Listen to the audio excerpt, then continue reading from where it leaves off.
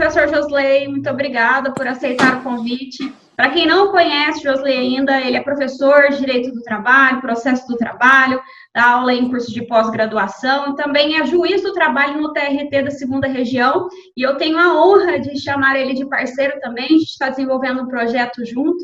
Seja bem-vindo, Josley. Bom dia, Jéssica, bom dia, Tássia, bom dia a todos os que estão acompanhando aí. Eu que agradeço aí imensamente o convite de participar aí desse aulão. Tive assistindo aí algumas posições, nunca se falou tanto em serenidade, cautela e tranquilidade, né, como nesse momento.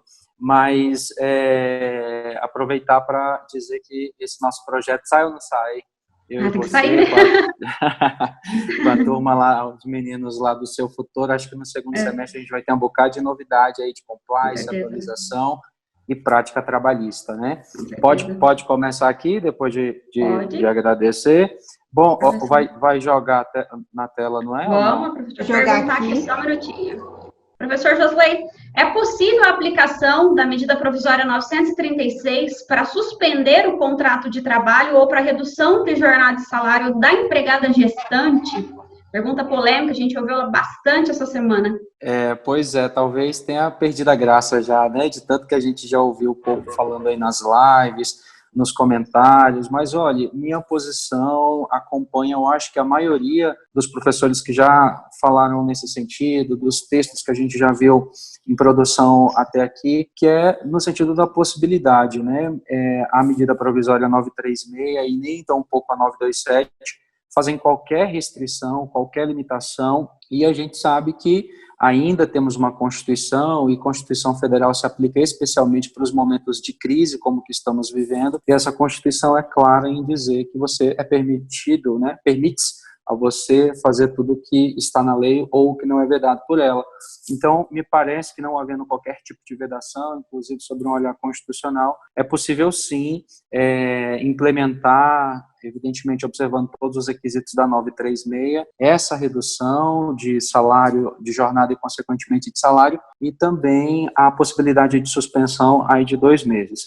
É certo, Jéssica, e aos ouvintes, que a gestante, a garantia de emprego gestacional, talvez seja uma das mais importantes dentre as mais ou menos 15, 20 hipóteses que temos aí no ordenamento jurídico, né? Sem querer desmerecer ou tratar de uma forma diferente as demais, mas o olhar jurisprudencial que se dá para proteção à maternidade e, consequentemente, para garantia de emprego à gestante, ele vem sendo bastante estudado nos últimos tempos pela jurisprudência e sempre com aquela premissa de que é importante se conferir um olhar diferenciado mesmo por conta da dupla proteção que se tem especificamente na garantia de emprego da gestante, né? Ali por apego ao artigo 6º, que fala da proteção à maternidade expressamente, o 227, quando fala também dessa proteção, e o próprio ADCT. O STF já nos últimos 2 anos, aí mais ou menos, já soltou pelo menos 3 decisões importantíssimas para a comunidade jurídica trabalhista, no que diz respeito aí justamente à proteção da maternidade. Então, vem se conferindo uma proteção mesmo cada vez mais forte. Eu elenquei aqui a DI 5938, lá do ministro Alexandre de Moraes, que cancelou a parte de insalubridade da reforma, então não poderia trabalhar em ambiente insalubre, nos moldes como a reforma trouxe, né, grau médio, grau mínimo, grau máximo, atestado, tem atestado, não tem atestado.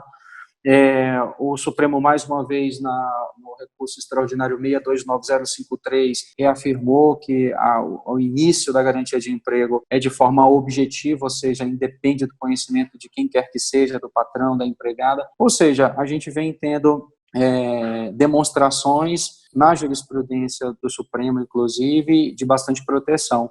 Mas isso não faz, ainda que haja uma importância muito grande para esse tipo de garantia específica, isso não faz com que ela esteja fora do alcance dessa medida provisória, né, da 936. Então, eu acredito que é possível sim. É importante pontuar que, independentemente de períodos de crise, de pandemia, a gente já tem na mesa de audiência aqui e acolá algumas discussões, ou pelo menos uma amostra de pequenas suspensões e interrupções durante a gestação, né? Também, portanto, envolvendo a gestante. Como, por exemplo, as faltas injustificadas. Então, falta injustificada, pelo 473 e pelo 131, inciso 4 da CLT, é aquela que não tem previsão em lei e nem tampouco foi perdoada pelo patrão.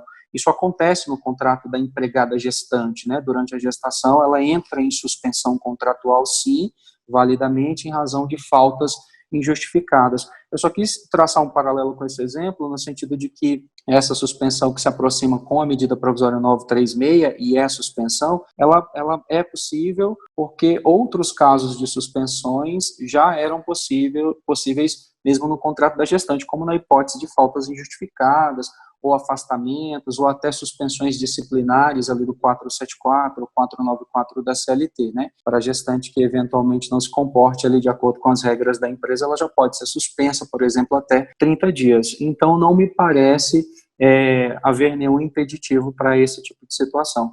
Eu não sei se eu posso complementar só com uma coisinha, o nosso tempo é restrito, mas... Pode fazer. Vamos lá. A gente está falando aqui se é possível haver a suspensão, interrupção no contrato da gestante, especificamente da gestante. A gente está falando de uma MP que trata de acordo individual, né?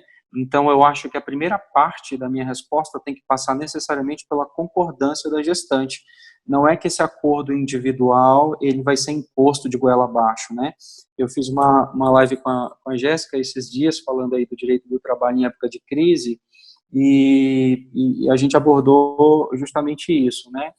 Em uma das falas, o acordo individual, ele é muito bom, e também é só um elemento que eu trago para reflexão também, ele é muito bom porque ele facilita muito a tratativa patrão-empregado, tirando um pouco o cenário sindical. Mas ele, de uma certa forma, para aquele que não bebe da água da boa-fé, termina atribuindo um ônus muito pesado para o trabalhador, né? O trabalhador, depois, na Justiça do Trabalho, é que vai ter o ônus de provar que aquele acordo não foi um acordo efetivamente. Como a gente já tem os casos aí dos distratos do 484, tem pelo menos um por semana em que se questiona se realmente o trabalhador estava querendo topar com aquele distrato que a reforma trouxe, ou se ele assinou aquilo porque tinha um jagunço ali na porta da sala ameaçando dar uma surra nele de corda molhada. O vício de consentimento para infirmar esse acordo individual vai para cima das costas do trabalhador. Então, assim, pode suspender e reduzir o salário da gestante? Pode, desde que haja um acordo efetivamente válido. E, infelizmente, a invalidade, supostamente, lá na frente desse acordo, vai ficar aí pelo 818 nos ombros da pobre da trabalhadora. Quero crer que serão acordos válidos efetivamente, sem vício de vontade, sem vício de consentimento, envolvendo aí o momento da medida provisória. Foi ótima, professor, muito obrigada. Excelentes considerações, eu acho que só engrandece mais. E é já o nosso entendimento que eu e a Jéssica, a gente já vinha falando. Queria te agradecer, é uma honra receber você aqui. A Jéssica é mais do que sua fã, ela fala muito, muito bem de você. Eu também te admiro muito. E eu de vocês. Estudo muito pelas suas colocações e eu queria te agradecer mesmo, é uma honra ter você aqui. Eu que agradeço pelo convite, excelente trabalho e até as próximas oportunidades. Obrigado, professor Josley. Coloquei aqui do lado o Instagram dele para vocês acompanharem. Uma pessoa também muito acessível, de coração gigantesco, uma humildade incomparável. Acompanhe o trabalho dele também. Ele tem feito um circuito de lives, convidando pessoas extraordinárias também. Então, vale a pena acompanhar o conteúdo dele.